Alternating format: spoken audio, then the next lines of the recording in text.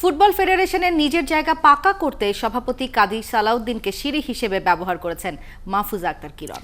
তার বেপরোয়া আচরণে বাফুফে ছেড়েছেন অনেক সংগঠকেরাই। একাই চলতে হচ্ছে কাজী সালাউদ্দিনকে। উপল নদী রিপোর্টে বিস্তারিত।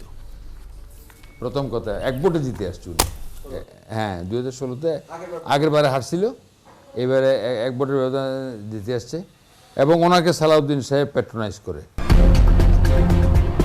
দেশের ফুটবল অঙ্গনে গুঞ্জন আছে শুধুমাত্র কাজী সালাউদ্দিনের ক্ষমতাকে পুঁজি করে দিনে দিনে ধরাকে সরাগান করে চলছেন মাহফুজা আক্তার কিরণ।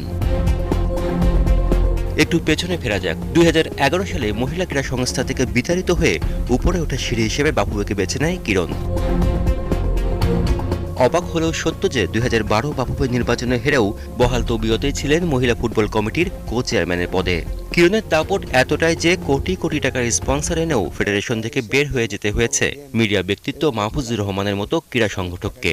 আমরা সেই সময় একটি স্কুল টুর্নামেন্টের জন্য 5 কোটি টাকা আমি নিয়েছিলাম। পুরো টুর্নামেন্ট করার পর ফুটবল ফেডারেশনের কাছে 1,36,00,000 আমরা উদ্বৃত্ত টাকাটা আমরা দিয়ে আমি তখন দেখলাম যে ওখানে যদি আমি বেশি দিন থাকি তো আমার বদনাম হওয়ারই পসিবিলিটি ছিল, আমি যেটা চাইনি।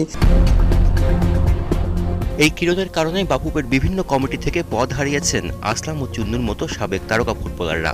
কিরণের আচরণ নিয়ে বরাবরই প্রতিবাদী ছিলেন বাফুফের 3 বারের সহসভাপতি ও সাবেক ফুটবলার বাদল রায়ও। আমি তাকে স্পোর্টসে আনছি, কিন্তু এটা আমার দুর্ভাগ্য। আমি আমার হাত দিয়ে কোনোদিন কোনো খারাপ লোকরে আমি কোথাও স্পর্শ দিই না।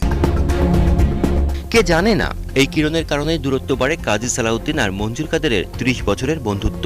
এতটাই বেপরোয়া ছিলেন যে শেষ পর্যন্ত কিরণকে ছাড়তে হয়েছিল শেখ জামাল ধানমন্ডির মহিলা উইংয়ের পদও। আজকে মাহফুজা আক্তার কিরণ যে বাফুতে নেতা হয়েছে, ফুটবলের নেত্রী হয়েছে, এটার পিছনে হাত ছিল মঞ্জুরুল কাদেরের। কিরণের কারণে কি এগুচ্ছে বাংলাদেশের মেয়েদের ফুটবল, নাকি প্রধানমন্ত্রী শেখ হাসিনার brain child Bangamata Begum Fazilatunnesa Mujib gold cup প্রাথমিক বিদ্যালয় ফুটবলের সুফলই দিনের পর দিন ভোগ করছেন কিরণ। উপল নন্দী, 71, ঢাকা।